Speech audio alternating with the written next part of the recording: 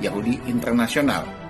Ini adalah apa yang disebut sebagai Kongres Yahudi Internasional I yang diadakan di kota Basel, Swiss selama 3 hari, sejak tanggal 29 sampai 31 Agustus 1897. Kongres ini dihadiri 204 orang tokoh Yahudi dari sekitar 15 negara. Para peserta kongres terdiri dari berbagai profesi dan kelompok, yang seluruhnya terdiri dari tokoh Yahudi terkemuka dunia. Ada yang berasal dari latar belakang militer, pengusaha, politikus, medis, budaya, media, ahli hukum, dan sebagainya, yang mewakili sekitar 50 asosiasi Yahudi dunia, baik yang bersifat terbuka maupun tertutup. Kota Basel di Swiss sengaja dipilih sebagai tempat penyelenggaraan kongres maha penting bagi kaum Yahudi ini, karena tingkat keamanannya yang begitu prima. Usai Napoleon Bonaparte diangkat menjadi Kaisar Prancis, Rothschild dan konspirasi Yahudi internasional menjadikan Swiss sebagai pusat penyimpanan harta kekayaan mereka, baik yang berupa surat-surat berharga, emas, batu mulia, maupun uang kontan. Sebab itulah, konspirasi Yahudi internasional sangat serius menjaga dan melindungi Swiss agar terhindar dari segala macam kerusuhan dan politik dunia.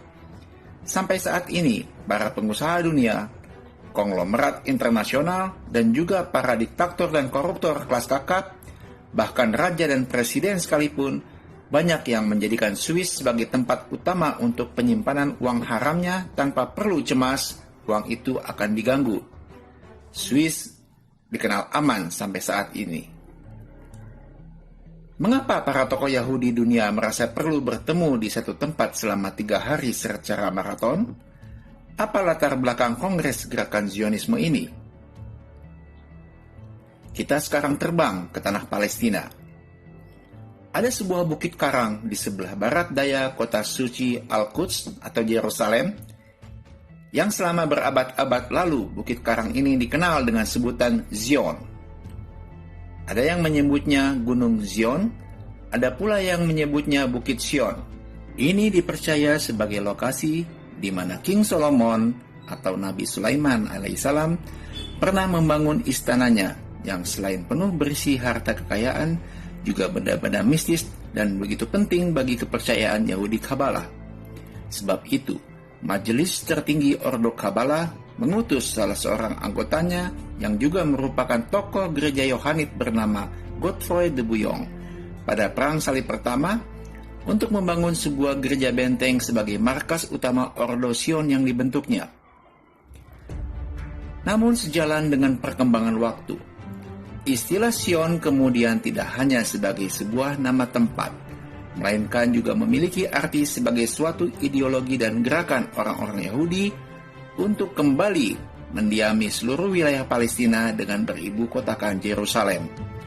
Seorang tokoh Yahudi bernama Nathan Berbaum yang pertama kali menyeret istilah yang awalnya netral ini menjadi begitu politis.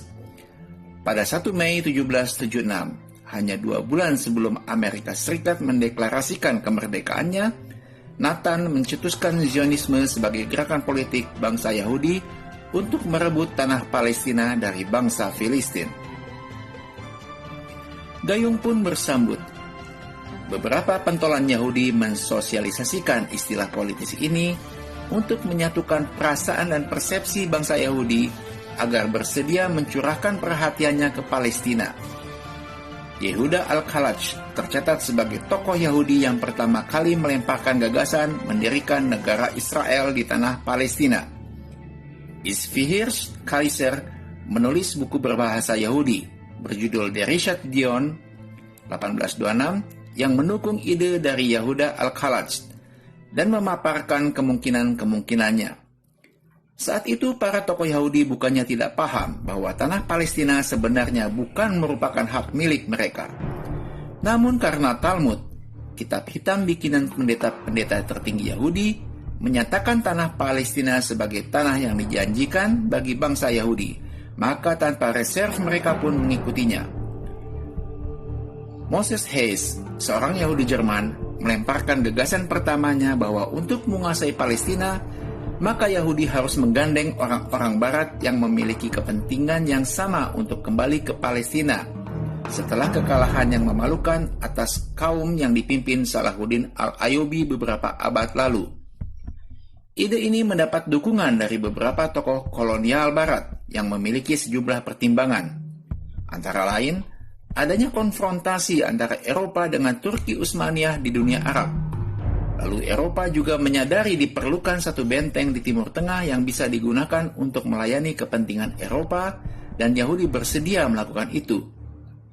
Dan dendam perang salib pun belum terbayarkan dan menemukan momentumnya saat ini. Sejak itulah, dengan bantuan dana dari para pemodal Yahudi, utamanya dinasti Rothschild, maka mengalirlah imigran orang-orang Yahudi ke Timur Tengah, utamanya ke Palestina dan daerah-daerah sekitarnya. Gerakan orang-orang Yahudi ini bukannya tidak diketahui oleh orang-orang Arab. Pada tahun 1891, beberapa pengusaha Palestina dengan nada prihatin mengirim telegram ke Istanbul. Dalam telegram itu, dengan penuh kecemasan, para pengusaha Palestina menyatakan imigrasi orang-orang Yahudi ke wilayahnya akan benar-benar menjadi ancaman jika tidak dihentikan segera. 5 tahun kemudian, Theodor Herzl menulis sebuah buku yang secara detail mengajukan konsep tentang upaya pendirian negara Israel di Palestina. Buku itu berjudul Der Judenstaat atau Negara Yahudi yang terbit pada tahun 1896. Bukunya ini segera mendapat sambutan yang hangat, dan sebab itu Herzl dinobatkan sebagai bapak Sionisme modern.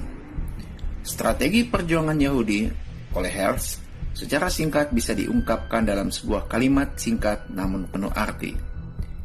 Bila kita tenggelam, kita akan menjadi suatu kelas proletariat revolusioner, pemanggul ide dari suatu partai revolusioner. Bila kita bangkit, dipastikan akan bangkit juga kekuasaan keuangan kita yang dahsyat. Untuk bisa mendirikan negara Yahudi di atas tanah milik bangsa Palestina, maka kaum Yahudi, demikian Herzl, harus melaluinya dengan jalan di luar jalan demokratis. Beberapa hal yang harus dilakukan antara lain: memenuhi tanah Palestina dengan orang Yahudi sehingga Yahudi menjadi mayoritas.